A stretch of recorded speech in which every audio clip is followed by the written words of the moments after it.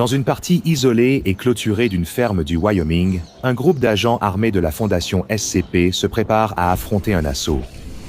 Un détecteur de mouvement les a alertés. Quelque chose avait franchi la porte. Alors que l'équipe se prépare à attaquer, l'un d'eux serre son collier avec l'étoile de David. Un autre médite.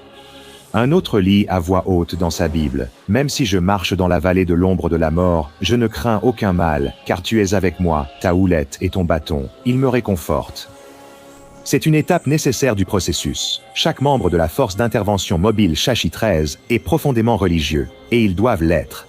L'ennemi auquel ils font face est rien de moins que démoniaque. La porte de la maison s'ouvre, mais l'équipe n'entre pas.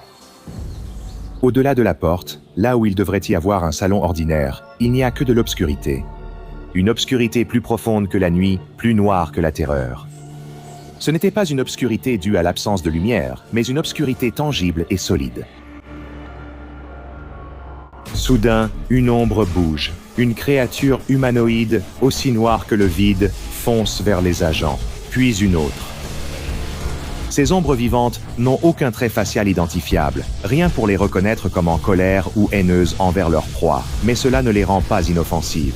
Les agents braquent leurs armes sur les créatures, tirant sur elles avec des balles en argent spécialement conçues. Quelques-unes tombent, se dissolvant en une poussière à l'odeur de soufre. Mais elles sont extrêmement rapides. L'une d'elles attaque un membre de l'équipe et lui enfonce la main dans la poitrine avant qu'il puisse tirer. L'homme hurle, mais il n'y a pas de sang. Même s'il est équipé d'une armure tactique, la créature parvient à traverser son corps avec son bras, comme un fantôme traversant un mur. Quand elle retire son bras, elle tient le cœur de l'homme dans sa main. Il ne reste même pas une seule marque. Les autres membres tirent sur la créature, mais elle disparaît dans l'obscurité. Quand la silhouette disparaît, la porte claque et la force d'intervention mobile rédige un rapport d'incident et ramasse les morceaux. Ils savent tous que ce n'est qu'une question de temps avant qu'on fasse de nouveaux appels à eux. Mais je fais appel à vous dès maintenant. Oui, vous qui regardez cette vidéo. Grâce à ma technologie de surveillance anomale, je peux voir que malgré le fait que vous regardiez mes vidéos, vous n'êtes pas abonné. Je vous recommande de rectifier cela immédiatement, sinon vous pourriez ne jamais avoir le genre de connaissances qui pourraient vous sauver d'une anomalie mortelle comme SCP-1983. La Fondation a été alertée de la présence de SCP-1893 par une série de disparitions de personnes et de mutilations de bétail dans la région. Des rumeurs évoquaient une ferme théâtre d'un rituel satanique, expliquant les événements étranges par des forces démoniaques. Le foyer de l'anomalie est la porte d'entrée et le salon qui se trouve derrière. La porte arrière n'est pas affectée, mais toute tentative d'entrer dans le salon sera vaine. Les chercheurs ont essayé d'entrer dans la pièce par les portes, les fenêtres et même en découpant des trous dans le mur lui-même. Mais en passant à travers, ils se retrouvent inexplicablement dans une autre pièce quelconque de la maison. Apparemment, la seule façon d'accéder à l'anomalie est par la porte d'entrée. Mais comme vous l'avez probablement déjà compris, cette porte ne mène pas non plus au salon. À la place, elle mène ailleurs. Lors de la première intervention dans cette ferme, l'équipe n'est pas ressortie. La porte s'est ouverte, l'équipe est passée, puis elle s'est refermée. Une deuxième équipe a été envoyée, mais n'est jamais revenue non plus. C'était avant qu'ils sachent que la seule façon de tuer ces créatures était une balle en argent tirée en priant. La porte ne s'est pas refermée seule la deuxième fois non plus. Pas avant que l'agent Morris entre lui-même dans l'embrasure de la porte.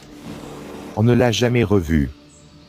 La ferme a été placée en quarantaine, et les voisins ont reçu une fausse version affirmant que le site était devenu une usine chimique. Comme vous le voyez, contenir cette anomalie n'a pas été facile.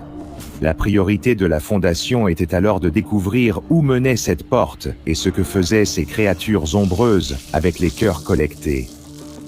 Ce n'est qu'en comprenant pleinement cette entité que nous pourrions vraiment mettre fin à ces attaques. Cependant, les relevés externes ne pouvaient que nous indiquer la présence d'une anomalie. Ils ne pouvaient rien nous donner de précis. Et le vide dans la ferme était si sombre qu'il était impossible de voir quoi que ce soit au-delà de l'embrasure. Nous avons finalement obtenu plus d'informations sur l'intérieur de l'anomalie grâce au témoignage direct d'un agent de la MTF, Shashi 13, dont le corps a été retrouvé dans la maison. Je garderai les détails sur la récupération de son corps pour plus tard. Ce qui suit est un résumé du document 198 315 Le document fournit un résumé de toutes les informations connues sur SCP-1983 sur un ton frénétique et truffé de grossièreté, rédigé par l'agent Barclay, vraisemblablement quelques minutes avant sa mort. Il résume rapidement l'histoire de la maison, les propriétés de la porte et la façon d'éliminer les entités qui en sortent, puis aborde des détails inconnus de la fondation.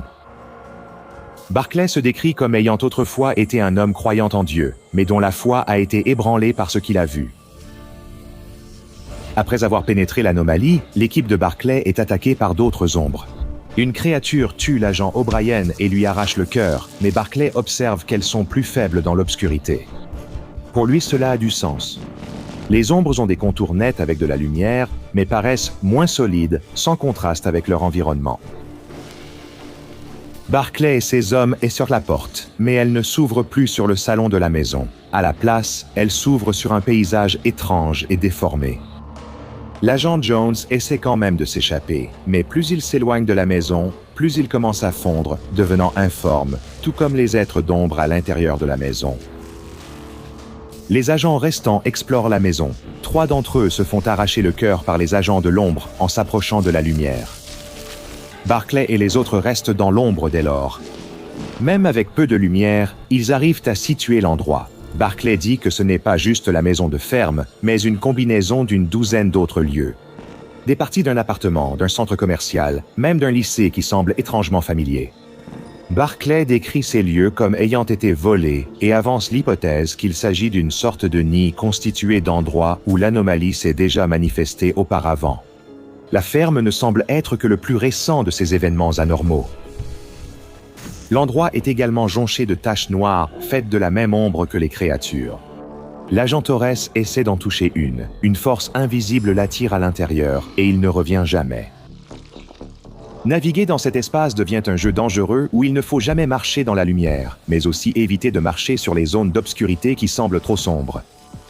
L'agent Denning n'arrive pas à maintenir cet équilibre et, en essayant d'éviter une tache noire, il finit par entrer dans un rayon de lumière. Une créature de l'ombre bondit et lui arrache le cœur. Barclay et l'équipe choisissent de la suivre, car, après tout, l'une des grandes questions auxquelles on les a envoyés répondre est de savoir exactement ce que font les créatures de l'ombre avec les cœurs qu'elles prennent. Avec précaution et beaucoup de difficultés, l'équipe suit l'ombre jusqu'au centre du labyrinthe métaphorique. Ce qu'ils découvrent est quelque chose qui devrait être impossible. Dans une pièce éclairée par des centaines de lampes et de bougies volées, se trouve un tas de cœurs. La créature de l'ombre jette le cœur de Denning sur le tas et, miraculeusement, il recommence à battre. Tous les cœurs du tas battent encore. Soudain, il se déchire en deux et une nouvelle créature de l'ombre en sort.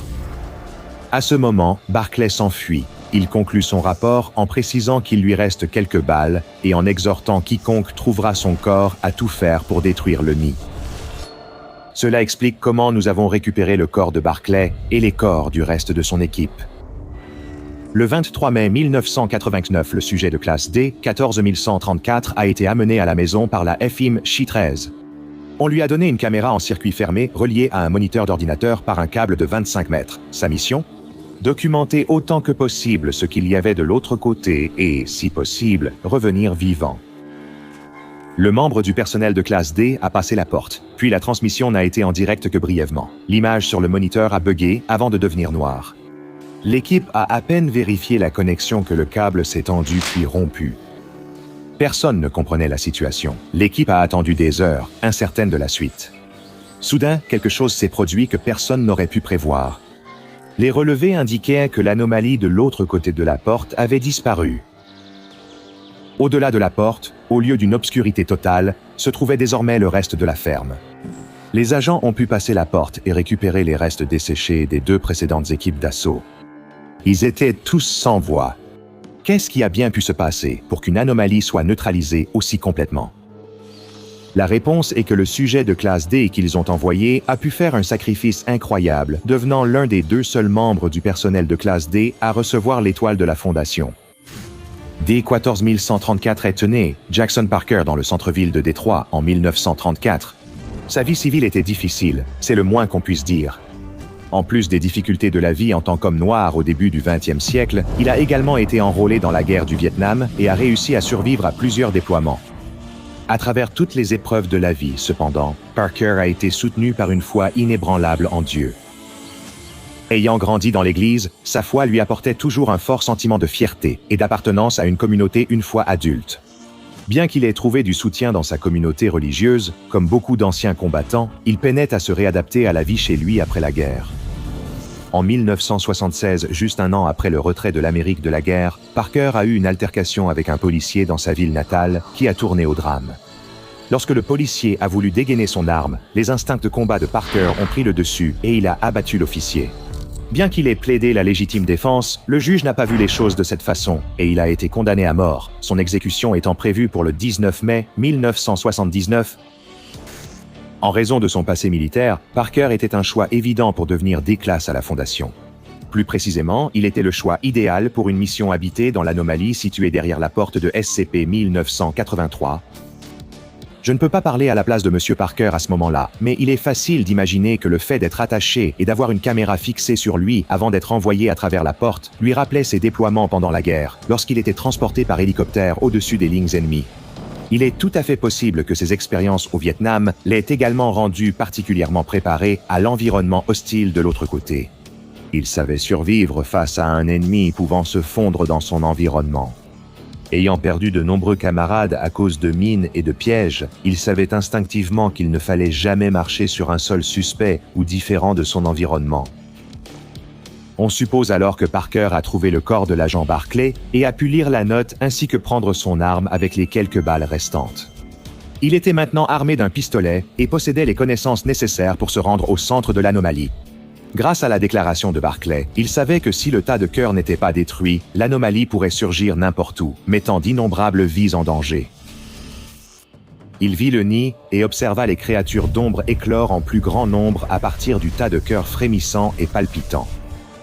Contrairement à Barclay, cependant, la foi de Parker était inébranlable. Il savait que tout dans sa vie, même son incarcération, l'avait mené à cet instant. Les créatures d'ombre l'attaquèrent, mais il les élimina aisément, chacune explosant en poussière de soufre sous les balles en argent de Barclay.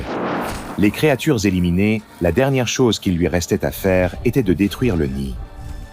Il vida le reste des balles dans le tas de cœurs. Pendant tout ce temps, il gardait en tête la conviction qu'il allait tuer cette chose et sortir vivant de l'anomalie.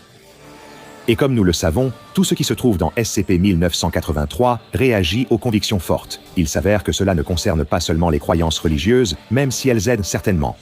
Dans ce cas précis, c'est la confiance de Parker en lui-même qui l'a sauvé ce jour-là. Il a refusé de se laisser tuer ici après avoir déjà survécu à tant d'épreuves. C'est donc entièrement grâce à la force et au courage de Jackson Parker que l'anomalie a complètement disparu et que la ferme est redevenue normale. Les agents de la Fondation ont finalement ouvert la porte et sont entrés dans le salon. Les seuls signes qu'elle avait été autre chose qu'une ferme normale étaient les corps desséchés des anciens agents de l'MTF Chi-13, y compris l'agent Barclay. Cependant, le corps de Jackson Parker n'était pas parmi eux. Il est toujours officiellement considéré comme mort par la Fondation, qui lui a décerné à titre posthume l'étoile de la Fondation. Cependant, étant donné que le rapport de Barclay indique qu'il pourrait y avoir eu d'autres portes menant à d'autres bâtiments partout dans le monde, il est possible que Parker ait pu en franchir une avant que l'anomalie ne s'effondre complètement. Quelle que soit la vérité, découvrir ce qu'il est devenu n'est pas une priorité pour la Fondation.